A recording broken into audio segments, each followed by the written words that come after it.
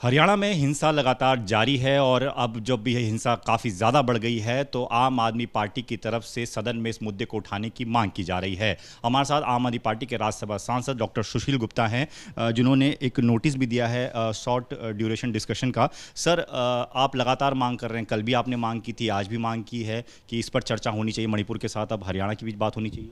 देखिए, मणिपुर की आग अब नूह के रास्ते हरियाणा के 7 जिलों में फैल चुकी है। हिंसाएं बढ़ती जा रही हैं। इनके खुद के उप मुख्यमंत्री, गृह मंत्री, केंद्रीय मंत्री, वहाँ से सांसद सब कह रहे हैं कि ये साजिश हो रही है। क्यों हो रही है? कौन कर रहा है? उसको रोका क्यों नहीं जा रहा? ये आग एक जिले से बढ़ के 7 जिलों में फैल गई और धीरे धीरे और आगे बढ़ रही है। क्या हरियाणा को आग की भट्टी के अंदर झोंक देना चाहती है? हरियाणा सरकार लॉ एंड ऑर्डर मेंटेन करने में क्यों मिजरेबली फेल हो रही है? ये बहुत बड़ा क्वेश्चन है। क्या केंद्र सरकार मूक दर्शक बन के यह नज़ारा देखती रहेगी और राज्य के लोग मरते रहेंगे, राज्य के लोग जलते रहेंगे? क्या रिजर्व फोर्सेस वहाँ पे नहीं जानी चाहिए? ये एक बहुत बड़ा क्वेश्चन मार्क है जिसको हम चाहते हैं कि सदन में चर्चा हो। राज्यसभा के अंदर आज शॉर्ट ड्यूरेशन डिस्कशन के लिए हमने इसमें नोटिस दिया है और मुझे पूरी उम्मीद है कि सभापति महोदय हमें अलाउ करेंगे और देश की जनता के सामने ये हरियाणा की स्थिति आए और हरियाणा की स्थिति नियंत्रण में हो, ये हमारी उम्मीद है। लेकिन सर, सवाल ये भी पूछा जा रहा है क्योंकि आप लोग हरियाणा में एक्टिवली पॉलिटिक्स कर रहे हैं, चुनाव लड़ने की तैयारी कर रहे हैं। सिर्फ क्या सदन में ही मांग उठाने की आप बात कर रहे हैं? सड़क पर आम आदमी पार्टी क्या कर रही है? क्योंकि पूरा हरियाणा जल रहा है सर, आप जैसा देख ही रहे हैं, गुड़गांव तक पहुंच गए। आम आदमी पार्टी पूरी तरीके से सड़क पे है, लोगों की मदद कर रही है, लोगों में विश्वास पैदा कर रही है। परंतु जो राइट्स का माहौल है, इसमें आप समझिए कि क्या क्या क्या स्थिति है वहाँ पे।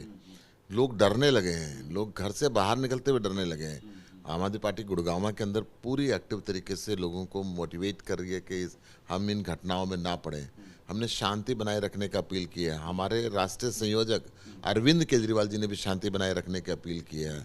मैं खुद कल गुड़गांव भी गया था पार्लियामेंट के बाद में, और ये जो स्थितियां हैं इस पे पूरी नज़र भी रखे हुए हैं और लोगों से अपील भी कर रहे हैं कि वहाँ पे शांति बने। सरकार को भी हम बार बार आगाह कर रहे हैं कि आप कानून व्यवस्था को मेंटेन करें।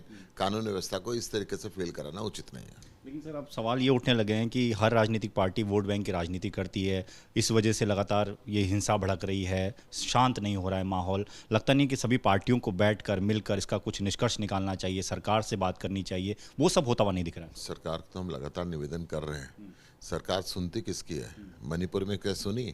आज तक प्रधानमंत्री जी बयान देने के लिए आए? यही बात हरियाणा की है। हरियाणा के अंदर हरियाणा जल रहा है, इनके पास इनपुट थी। इनपुट के बाद भी सुरक्षा के पुख्ता इंतजाम क्यों नहीं किए गए?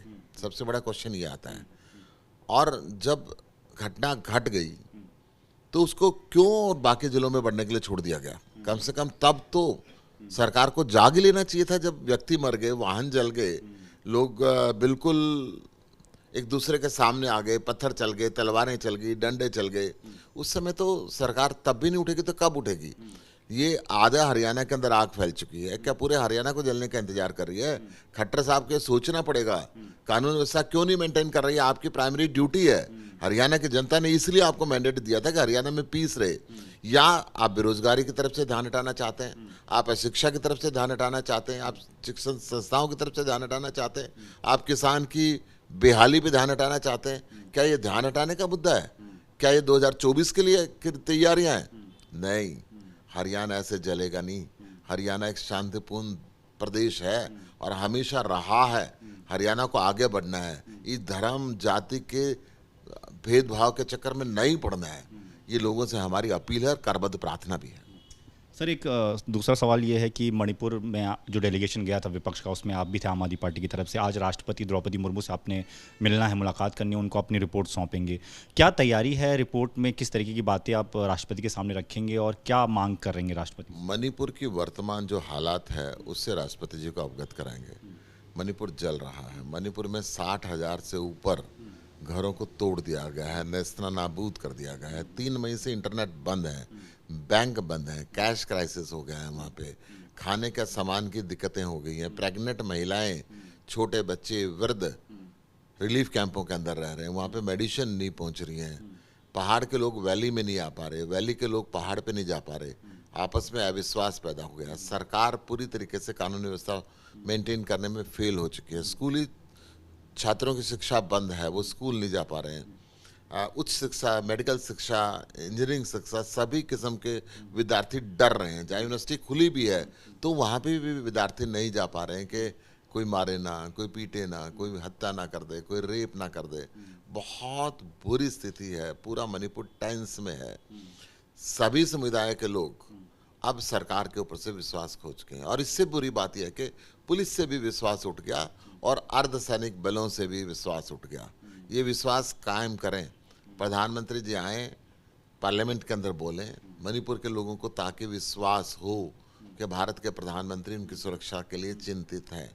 जब से मानसून सत्र शुरू हुआ है, पहले दिन से मांग की जा रही है कि प्रधानमंत्री जी सदन में आए, वो नहीं बोल रहे। इसलिए हम सब मिलकर आज राष्ट्रपति जी को इस स्थिति से अवगत कराने जा रहे हैं कि मणिपुर बॉर्डर स्टेट है, इस देश का अभिन्न हिस्सा है, उसके अंदर इतनी हिंसाएं होना, कानून व्यवस्था का तार तार होना, ये हिंदुस्तान के लिए बहुत चिंता की बात है। तो क्या इस दौरान सर विपक्ष की ये भी मांग होगी कि राष्ट्रपति को भी मणिपुर जाना चाहिए, वहाँ की स्थिति को समझना चाहिए और उसके इस मुद्दे पर उनको प्रधानमंत्री से बात करनी चाहिए?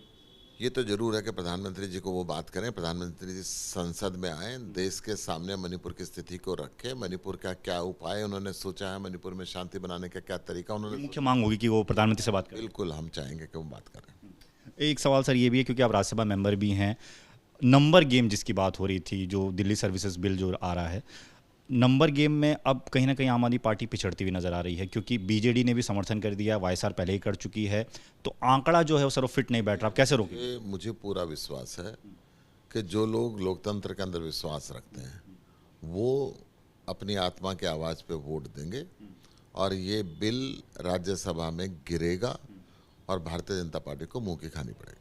धन्यवाद सर बातचीत के लिए। तो डॉक्टर सुशील गुप्ता, आम आदमी पार्टी के राज्यसभा सांसद, जो सीधे तौर पर ये कह रहे हैं कि राष्ट्रपति से मुलाकात करनी है, क्योंकि जो मणिपुर डेलीगेशन गया था उसने जो वहाँ की स्थिति पर रिपोर्ट बनाई है उनको सौंपी जाएगी, और मुख्य मांग विपक्ष की ये होगी कि वो प्रधानमंत्री से राष्ट्रपति बात करे। ये राष्ट्रपति के सामने रखेंगे कि इस मुद्दे पर प्रधानमंत्री को अपनी बात सदन में रखनी चाहिए। राष्ट्रपति से सबसे बड़ी अपील इस डेलीगेशन की यही होगी। दूसरी बात कि राज्यसभा में जो दिल्ली सर्विस से जुड़ा बिल है उसे कैसे रोकेंगे, तो इस पर उनका ये कहना है कि बिल जरूर रोकेंगे, उनको अभी भी इस बात का पूरा भरोसा है। कैमरामैन राजेंद्र सिंह के साथ दीपक सिंह रावत, एबीपी न्यूज़, दिल्ली।